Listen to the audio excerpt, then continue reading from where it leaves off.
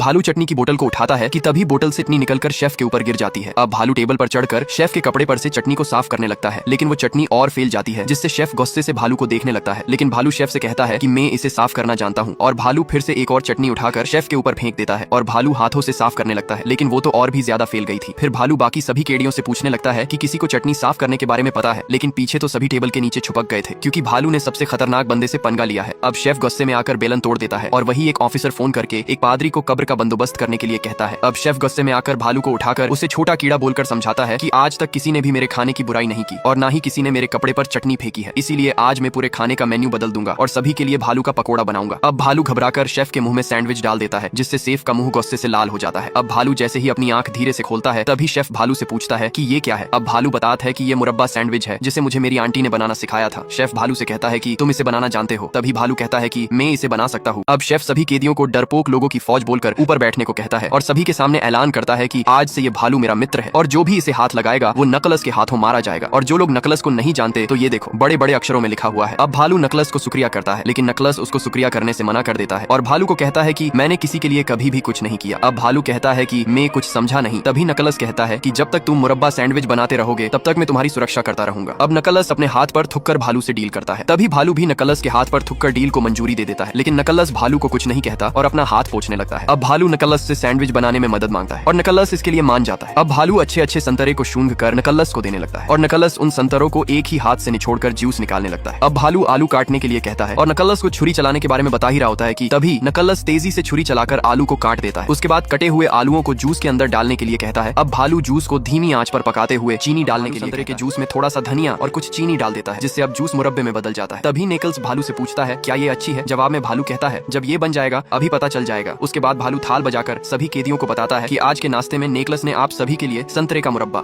और इसके साथ 2 मोटी मोटी ब्रेड है, लेकिन कैदी ब्रेड को देखकर नाखुश थे। तभी भालू उन्हें खाने के लिए कहता है, लेकिन सभी कैदी बस भालू को ही देखे जा रहे थे। तभी नेकल्स खिड़की खोलकर कैदियों को कहता है कि तुम्हारे पास 2 रास्ते हैं, या तो खा लो या फिर छोड़ दो। फिर नेकल्स खिड़की बंद कर लेता है। अब सभी कैदी गुस्से में ब्रेड को खाने लगते हैं। अब भालू किचन में आकर नेकल्स से पूछता है कि क्या वो ठीक है, लेकिन नेकल्स गुस्से में कहता है कि वो ठीक है। तभी भालू नेकल्स से कहता है कि तुम बाकियों की तरह घुल मिलकर क्यों नहीं रहते। तभी नेकल्स भालू से कहता है कि मुझे किसी से कोई मतलब नहीं है। अब नेकल्स गुस्से में प्लेट गिरा देता है और तभी भालू नेकल्स को बाहर चलने को कहता है। अब भालू खिड़की खोलकर नेकल्स को बाहर देखने को कहता है। बाहर सभी कैदी खाने की तारीफ कर रहे थे, क्योंकि उन्होंने इससे अच्छा खाना कभी नहीं खाया था। सभी बहुत मजे से संतरा मुरब्बा खा रहे थे। अब नेकल्स और भालू बाहर आते हैं। कैदी नेकल्स और भालू के लिए ताली बजाने लगते हैं, क्योंकि उन्होंने बहुत स्वादिष्ट भोजन बनाया था। तभी नेकल्स भालू से कहता है कि उसे अंदर से घबराहट और बेचैनी हो रही है। अब भालू नेकल्स को समझाता है कि ये तो सांड की बात है, लेकिन नेकल्स को ये सब पसंद नहीं है। तभी उन कैदियों में से एक कैदी उठता है और नेकल्स और भालू से कहता है कि तुम्हें अगर हलवे के लिए मदद चाहिए तो बताना, मुझे बनाना आता है। लेकिन नेकल्स उसे मना कर देता है। अब भालू सभी से पूछता है कि कोई और भी अगर देश बना सकता है, लेकिन नेकल्स भालू से कहता है कि ये सभी कैदी किसी काम के नहीं है, किसी को कुछ भी बनाना नहीं आता। तभी ढोलक खड़ा होकर कहता है कि मेरी दादी बहुत अच्छा चॉकलेट बनाती थी, जिसकी रेसिपी मुझे आज भी याद है। तभी एक और कैदी खड़ा होकर कहता है कि मुझे भी स्ट्रॉबेरी केक बनाना आता है, वो भी फूल क्रीम स्टाइल से। अब नेकलेस और भालू ये सब सुनकर चौंक जाते हैं और सभी को खाना बनाने के लिए कहते हैं। अब दिखाया जाता है कि सभी कैदी नई नई रेसिपी बनाकर तैयार करने लगते हैं और भालू उन सभी रेसिपी को बाहर ले जाने लगता है और देखते ही देखते सभी डिश तैयार हो जाती है, जिसे खाने के लिए सभी कैदी आने लगते हैं। इस तरह से भालू ने सभी कैदियों को अपना दोस्त हमेशा से ही इंसानों की तरह काम करके पैसा कमाना चाहता था, इसलिए वो सैलून की दुकान पर काम करता है और आज उसका मालिक उसे सैलून पर अकेला छोड़कर कहीं चला जाता है। अब भालू अपनी भावनाओं को झाड़ू के साथ साझा करता है, जैसे वो खुद ही सैलून का मालिक हो। तभी सैलून में एक आदमी आकर भालू से बाल काटने के लिए कहता है। अब भालू उस आदमी को बताता है कि वो यहाँ सफाई का काम करता है। अब वो आदमी भालू से कहता है कि मुझे बाल साफ ही कराने हैं, चलो जल्दी से साइड के बाल साफ कर दो। अब भालू सीजर को जैसे ही निकालता है, वो सीजर ऊपर दीवार में धंस जाती है। अब भालू की नजर एक टेबल पर जाती है और भालू वहाँ जाकर ट्रिमर मशीन को उठा लेता है, क्योंकि भालू ने अपने मालिक को इस मशीन से बाल काटते हुए देखा था। अब भालू जैसे ही मशीन को चालू करता है, वैसे ही वो तेज तेज कांपने लगता है। उसके बाद भालू गोल गोल तारों में लपटने लगता है, क्योंकि भालू उसको कंट्रोल नहीं कर पा रहा था। अब भालू कांपता हुआ अपने मालिक को फोन करता है और बताता है कि वो किसी के बाल काटने जा रहा है। अब भालू उस आदमी के बहुत करीब जाके रुकता है और भालू भगवान का शुक्रिया करता है कि वो बच गया, लेकिन भगवान को तो कुछ और ही मंजूर था। भालू उस आदमी के पीछे से बाल उठा देता है। तभी भालू की नजर उस आदमी के बालों के ऊपर जाती है और भालू बाल उठाकर फिर से चिपकाने लगता है, लेकिन वो बाल नीचे गिर जाते हैं। अब क्या होगा उस नन्हे भालू के साथ? अब भालू धीरे धीरे आदमी के पास जाकर उसके कटे हुए बाल को उठाकर चिपकाने लगता है, लेकिन वो बाल नीचे गिर जाते हैं। अब भालू अपने पॉकेट में से मुरब्बे का रस निकालकर आदमी के सर पर लगाने लगता है। उसके बाद भालू चेयर को ऊपर करके आदमी को शीशा दिखाने लगता है और कहता है कि आपके बाल पहले से ज्यादा अच्छे लग रहे हैं। अब आदमी अपने बाल को चेक करता है तो उसके हाथ में चिपकाए हुए बाल आ जाते हैं। अब आदमी भालू को कहता है, दल्ले तूने ये क्या कर दिया? तभी भालू बताता है कि ये नया हेयर कट है, जो आंद्रे रसेल हमेशा से ऐसे ही बाल कटवाता है। अब भालू जल्दी से मुरब्बे के रस को चाटने लगता है। तभी दुकान का मालिक उसे देख लेता है और गुस्से से उसको धमकाता है और भालू को काम पर से निकाल देता है। उसके बाद एक आदमी भालू को खिड़की साफ करने के बारे में बताता है। अब भालू अगले दिन अपने सीढ़ी लेकर खिड़की साफ करने के लिए पहुंच जाता है, लेकिन उससे तो पानी की बाल्टी भी नहीं उठ रही थी। अब भालू के जोर लगाने पर पाद निकल जाता है। तभी भालू रस्सी बांधकर उसे उठाने की कोशिश करता है, लेकिन वो बाल्टी तो हिलती भी नहीं है। अब भालू रस्सी पकड़कर लटक जाता है, तब भी बाल्टी ऊपर नहीं आती है। अब भालू बगल में रखे एक गमले को उठा लेता है, जिससे बाल्टी अब ऊपर आने लगती है और भालू नीचे जा रहा था। अब जैसे ही गमले को रखता है, फिर से भालू ऊपर चला जाता है। अब बाल्टी के नीचे गिरने से पानी गिर जाता है, जिससे भालू जोर से नीचे भालू गिरने अपने काम को बहुत ही सफाई से करने लगा था और उसको काम करके